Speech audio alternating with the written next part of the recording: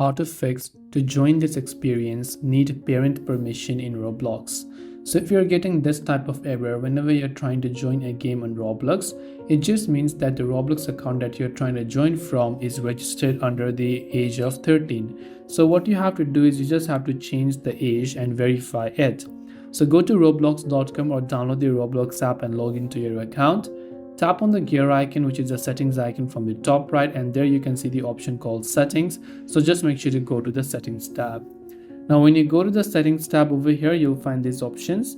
Now here at the bottom you can see your current birthday and the age of your account. So basically if you've chosen a birthday that would make you under 13 years, you will get encountered that issue.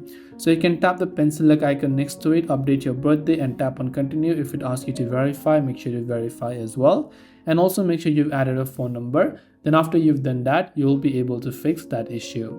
I hope the video helped you out. If you have got any further questions, do feel free to also leave them down below. As always, thanks for watching till the very end of the tutorial, and see you soon in our next video.